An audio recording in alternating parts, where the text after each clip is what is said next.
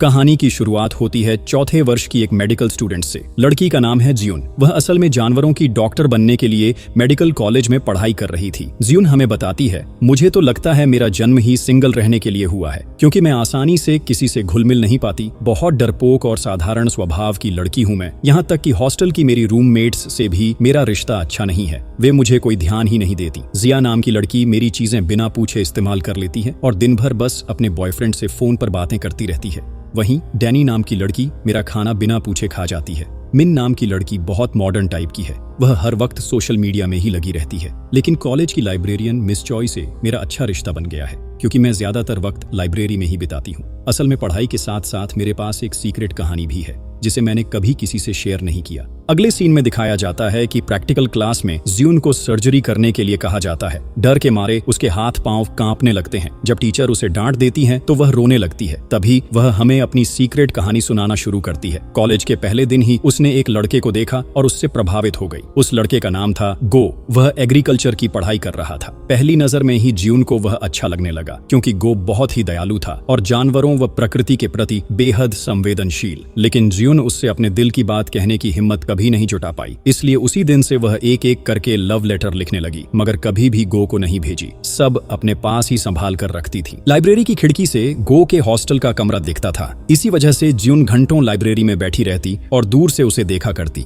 एक दिन क्लास जाते वक्त वह कॉलेज गार्डन में ठोकर खाकर गिर पड़ी। तभी गो आकर उसे पकड़ लेता है और उसके हाथ में रखे सेब को उठाकर उसमें काट लेता है, क्योंकि उसे सेब बहुत पसंद था। जियून तो हैरान रह गई। उसके लिए ये किसी सपने जैसा था। फिर गो सेब के पेड़ पर चढ़कर कहता है, ये पेड़ 40 साल पहले ताइवान के ताइपे शहर से लाया गया था। इसे इस कॉलेज की एक महिला टीचर ने अपने प्यार की निशानी के तौर पर लगाया था। इसीलिए इस पेड़ को सब लव ट्री कहते हैं। इसके बाद गो एक और सेब तोड़कर लाता है और कहता है, माफ करना, मैंने गलती से तुम्हारा सेब खा लिया, और साथ ही एक छोटे से कागज पर कुछ लिखकर उसे देता है। जियून विश्वास नहीं कर पा रही थी कि जिस इंसान को वह पसंद करती है, उससे उसकी पहली मुलाकात इतनी खास तरह से होगी। लाइब्रेरी पहुंचकर वह उस नोट को समझ नहीं पाती और मिस चोई को दिखाती है। मिस चोई बताती हैं कि उस पर ताइवानी भाषा में थैंक यू लिखा है, यानी गो ताइवान से यहाँ पढ़ाई करने आया है। मिस चोई फिर जियून से एक मदद मांगती है। वह कहती हैं, मैं ताइपे के मिस्टर सेन को पत्र भेज रही हूँ, लेकिन उनका कोई जवाब नहीं आ रहा। क्या तुम अपने दोस्त से वहाँ पता करने को कह सकती हो?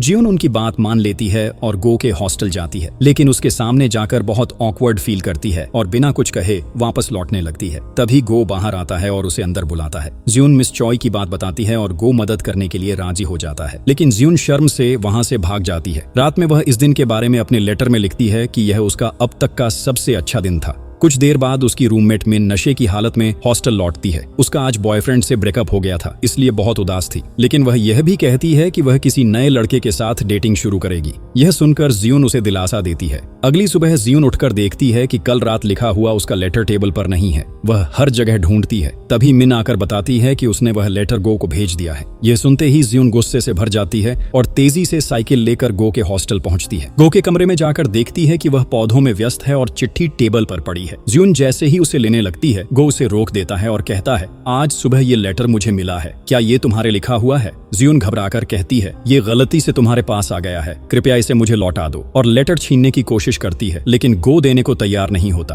परेशान होकर जियून झूठ बोल देती है कि यह लेटर तो असल में उसके दोस्त हान को भेजना था, लेकिन गलती से तुम्हारे पास पहुंच गया। ये सुनकर गो कहता है, तो क्या तुम हान को पसंद करती हो? फिर सीधे सीधे क्यों नहीं बताती? जियून चुप हो जाती है। तभी फोन की घंटी बजती है और गो का ध्यान उधर चला जाता है। मौके का फायदा उठाकर जियून लेटर लेकर भाग जाती है। उस रात वह फिर एक नया लेटर लिखती है और उसमें आज के सारे वाकये दर्ज कर देती है। अब जियून छुप छुप कर गो को फॉलो करने लगी। उसे लगता कि दूर से ही उसे देखना भी एक सुकून देता है। इसी तरह कुछ दिन बीत गए। एक दिन जियून एक छोटे से सेब के पेड़ को पानी दे रही थी। तभी गो और हान वहां आते हैं। हान एक बीमार बिल्ली का बच्चा लाया था इलाज कराने, लेकिन जियून अभी पूरी तरह डॉक्टर नहीं बनी थी, इसलिए वह इलाज नहीं कर पाई। तब हान उस बिल्ली को लेकर हॉस्पिटल चला गया और गो वहीं खड़ा रहकर जियून से बातें करता रहा। जाते जाते उसने जियून को मूवी देखने के लिए इनवाइट किया। रूम में लौटकर जियून ये बात मिन को बताती है। मिन कहती है कि वह फिन नाम के एक लड़के को डेट कर रही है। ये सुनकर जियून खुश हो जाती है। फिर बताती है कि गो ने आज रात मूवी देखने के लिए बुलाया है, लेकिन वह नहीं जाएगी क्योंकि उसे बहुत शर्म आ रही है। मिन उसे जबरदस्ती मूवी देखने भेज देती है। थिएटर में जियून गो के बगल में बैठकर मूवी देख रही थी। तभी अचानक उसने देखा कि फिन किसी दूसरी लड़की के साथ मूवी देख रहा है, यानी वह मिन को धोखा दे रहा था। थोड़ी देर बाद फिन उस लड़की को लेकर एक बार में चला जाता है। जियून उसका पीछा करते करते उसी बार तक पहुंच जाती है और उसके इस गलत काम को अपने मोबाइल में वीडियो बनाने लगती है। ये देखकर फिन और उसकी गर्लफ्रेंड बहुत गुस्सा हो जाते हैं। फिन की गर्लफ्रेंड उस वीडियो को डिलीट करने के लिए कहती है, लेकिन जियून उसकी बात नहीं मानती। तभी वह लड़की जियून को थप्पड़ मारने ही वाली होती है कि अचानक वहां गो पहुंच जाता है और उसका हाथ पकड़ लेता है। इधर फिन एक कांच की बोतल तोड़कर उसी से जियून के गले पर वार कर देता है। यह देखकर गो बहुत गुस्से में आ जाता है और फिन को मारकर घायल कर देता है। इसके बाद वे दोनों हॉस्टल लौट आते हैं। गो सबसे पहले जियून के गले पर पट्टी बांधता है। पट्टी बांधते समय वह जियून के बहुत करीब आ जाता है। जियून के लिए ये पल किसी सपने से कम नहीं थे। अगली सुबह जियून कहती है कि मिस चोई की तबीयत ठीक नहीं है, उन्हें देखने जाना होगा। फिर वह पूछती है, क्या तुमने ताइवान वाला एड्रेस पता किया? गो जवाब में हाँ कहता है। वे दोनों मिस चोई के घर पहुंचते हैं। गो मिस चोई को कई तस्वीरें दिखाकर बताता है, जिस एड्रेस पर आप चिट्ठियां भेज रही थीं, वहां अब कोई नहीं रहता, इसलिए आपके पत्रों का कोई जवाब नहीं आया। बातों ही बातों में लंच का समय हो जाता है। जियून और गो किचन में जाकर खाना बनाने लगते हैं। खाना बनाते बनाते जियून अपनी बचपन की कहानी सुनाती है। वह बताती है कि जब वह बहुत छोटी थी तभी उसके माता पिता का तलाक हो गया था। इसके बाद वह अनाथालय में बड़ी हुई। वहीं उसने खाना बनाना और घर के सारे काम करना सीखा। गो वैसे ही लड़कियों को बहुत पसंद करता था। खाना खाते समय मिस चोई भावुक होकर बताती हैं कि सेन उसका बचपन का दोस्त था। वह उसे बहुत पसंद करती थी, लेकिन कभी अपने दिल की बात कह नहीं पाई। इसी वजह से उसने कभी शादी नहीं की। फिर बताती है कि कुछ साल पहले सेन ने उसे एक गाने की सीडी और एक चिट्ठी भेजी थी। उस चिट्ठी में लिखा था, जब भी तुम यह गाना सुनोगी तुम मेरे दिल की सारी अनकही बातें समझ जाओगी। लेकिन बदकिस्मती से वह सीढ़ी एक तूफान में टूटकर खराब हो गई। उस दिन के बाद से मिस चोई लगातार सेन को पत्र भेजती रही, लेकिन कभी कोई जवाब नहीं आया। यह कहते हुए वह बहुत इमोशनल हो जाती है। गो उस सीढ़ी को चेक करता है और पाता है कि वह सचमुच काम नहीं कर रही। इसके बाद वे दोनों वहां से निकल जाते हैं। बस से लौटते समय जियून बहुत उदास हो जाती है। उसे लगता है कि शायद सेन ने मिस चोई को धोखा दिया, लेकिन गो कहता है मिस चोई अब भी सेन से प्यार करती है और उसकी प्रतीक्षा कर रही है। शायद वह ज्यादा दिन जिंदा भी नहीं रहेंगी। हमें चाहिए कि उस सीढ़ी को ढूंढकर उन्हें उपहार में दें। जियून पहले तो राजी नहीं होती, जिससे गो गुस्से में बस से उतर जाता है। उस रात जियून बहुत सोच विचार के बाद गो को मैसेज भेजती है, लेकिन गो उसे पढ़कर भी कोई जवाब नहीं देता। अगले दिन सुबह जियून गो से कहती है कि वह उसके साथ मिलकर उस सीढ़ी को ढूंढना चाहती है। इसके बाद दोनों उस सीढ़ी की कॉपी खोजने निकल पड़ते हैं। वे पूरे शहर की दुकानों में घूम घूम कर खोजते हैं, लेकिन क्योंकि वह बहुत पुरानी सीढ़ी थी, आसानी से नहीं मिलती। लगभग 2 महीने बीत जाते हैं और इस खोज के दौरान दोनों बहुत करीब आ जाते हैं। अब वे अच्छे दोस्त बन चुके थे। आखिरकार उन्हें वह सीढ़ी मिल जाती है और वे उसे मिस चोई को उपहार में देते हैं। मिस चोई जैसे ही वह गाना सुनती हैं, भावुक होकर रो पड़ती हैं। उन्हें समझ आ जाता है कि सेन अब जीवित नहीं है। मौत से कुछ दिन पहले ही उसने यह सीढ़ी भेजी थी। वापस लौटते समय गो तेज साइकिल चला रहा था। डर के मारे जियून उसे कसकर पकड़ लेती है। यह पहली बार था जब वह गो के इतने करीब आई थी और उसके दिल की खुशी का ठिकाना नहीं था। उसी रात गो उसे डिनर के लिए एक रेस्टोरेंट में ले जाता है। वहां बैठकर जियून मिस चोई के बारे में दुखी हो रही थी। बेचारी यह भी नहीं जान पाई कि उनके चाहने वाले इंसान की मौत हो चुकी है। तभी गो कहता है, फाइनल ईयर एग्जाम खत्म होते ही मैं अपने देश लौट जाऊंगा। यह सुनकर जियून उसे समझाने लगती है कि इसी शहर में भी अच्छे नौकरी के अवसर हैं, उसे यहीं रुक जाना चाहिए। गो बात बदल देता है और जियून की तारीफ करने लगता है। कहता है, हमेशा मुस्कुराते रहो, तुम्हारी स्माइल बहुत क्यूट है। ये सुनकर जियून शर्मा जाती है। अगले दिन हान जियून से मिलने आता है। असल में गो ने खुद यह मीटिंग फिक्स की थी ताकि जियून उसे प्रपोज कर सके, लेकिन जियून कुछ कहे उससे पहले ही हान बोल देता है, मैं किसी और को पसंद करता हूँ, इसलिए मेरा पीछा मत करो। यह सुनकर जियून के मन में खुशी दौड़ जाती है। फिर वह हान को सच्चाई बता देती है कि वह तो गो को पसंद करती है। इसके बाद वह गो से मिलती है और कहती है, तुम्हारा दोस्त हान किसी और को पसंद करता है तो यह चैप्टर यहीं खत्म। थोड़ी ही देर बाद बारिश शुरू हो जाती है। दोनों एक पेड़ के नीचे खड़े होकर बारिश से बचते हैं। जियून कहती है, मेरे एग्जाम आने वाले हैं, फिर भी मैं अब तक साधारण सा ऑपरेशन भी नहीं कर पा रही हूँ। गो वादा करता है कि वह उसकी मदद करेगा। फिर दोनों एक ब्लेजर सिर पर रखकर हॉस्टल लौटते हैं। इस खूबसूरत पल को जियून बहुत एंजॉय कर रही थी। उस रात वह गो को नौकरी का एक लिंक भेजती है ताकि वह यहीं रुक सके।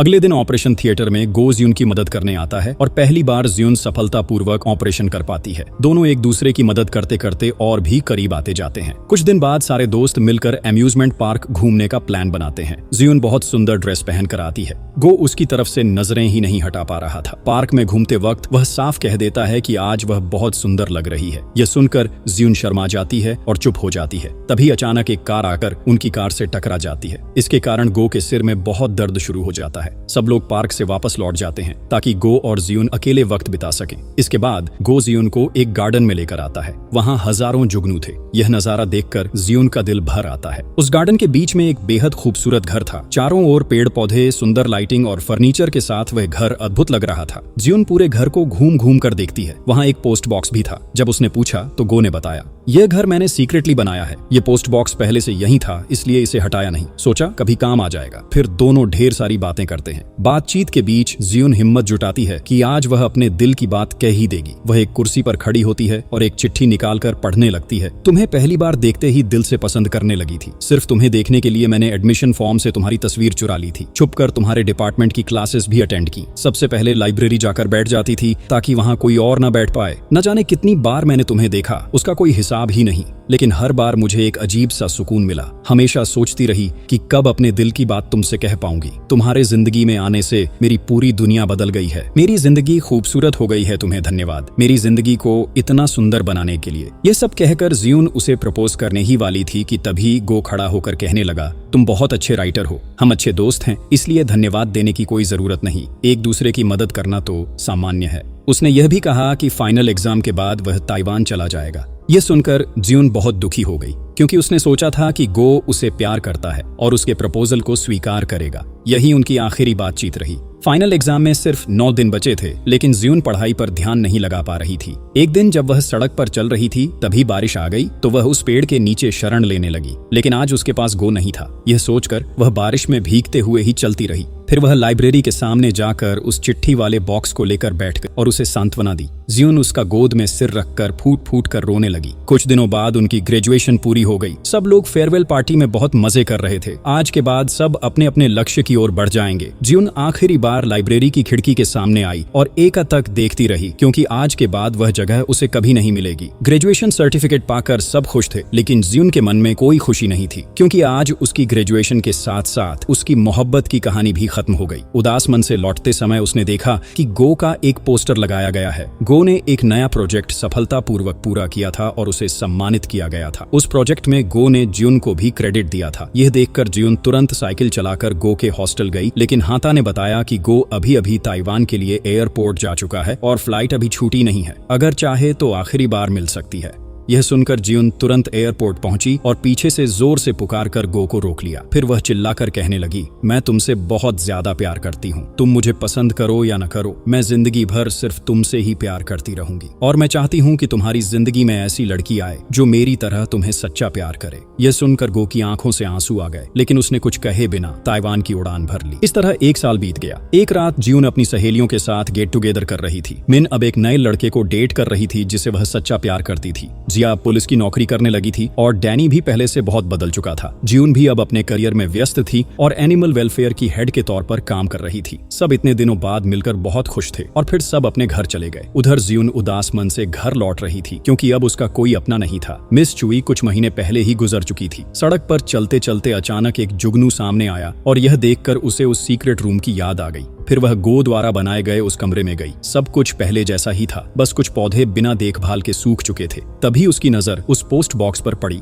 और जिज्ञासावश उसने उसे खोला तो उसमें एक चिट्ठी रखी हुई थी। वह चिट्ठी गो की थी। उसने तुरंत उसे खोला और पढ़ना शुरू किया। उसमें लिखा था, मैं ताइवान के एक होटल में बैठकर यह चिट्ठी लिख रहा हूँ। मिस्टर सेन अपनी मौत से पहले यही रहते थे। इस होटल के मालिक सेन के दोस्त थे। उनकी मदद से मैंने सेन का छोड़ा हुआ एक बॉक्स मिस चुई तक पहुंचाया था। उस बॉक्स में बहुत सारी चिट्ठियां थीं जो सेन ने मिस चुई के लिए लिखी थी। ये देखकर मैं तुम्हारे लिए बहुत जलन महसूस करता था, क्योंकि इस मोबाइल और मैसेजिंग के जमाने में इतनी व्यस्तता के बीच तुम लोग इतने पत्र कैसे लिख पाते हो। सच में तुम्हारा प्यार असीमित है। शायद यह दुनिया और बदलेगी और तुम भी और व्यस्त हो जाओगी, लेकिन जानना चाहता हूँ क्या तब भी तुम अपने प्यार के निशान ढूंढोगी या मुझे स्वार्थी कहकर दूर कर दोगी। उस दिन जब तुमने चिल्लाकर अपने प्यार का इजहार किया था, तब मेरा भी मन कर रहा था कि दौड़कर तुम्हें गले लगा लूं, लेकिन तुम्हारे दुख को और बढ़ाना नहीं चाहता था। सच तो यह है कि मैं भी तुम्हें उसी दिन पसंद करने लगा था जब हमारी पहली मुलाकात हुई थी। उसके बाद से तुम्हें एक नजर देखने के लिए मैंने कितनी कोशिशें की। एक पल के लिए भी तुम्हें देख लेता तो मंत्रमुग्ध हो जाता। दरअसल तुमसे मिलने के लिए मैं तुम्हारी क्लास में चला आता और तुम मुझे देखने के लिए मेरी क्लास में आ जाती। जिस दिन तुम ठोकर खाकर गिरने वाली थी उस दिन खुद को रोक नहीं पाया और तुम्हारे सामने आ गया। उस दिन मैं बहुत नर्वस हो गया था। उसके बाद सब कुछ धीरे धीरे ठीक चल रहा था, लेकिन एक दिन चेकअप में पता चला कि मुझे ब्रेन ट्यूमर है। डॉक्टर ने कहा था कि मेरे पास ज्यादा समय नहीं है। यह सुनकर मेरे होश उड़ गए।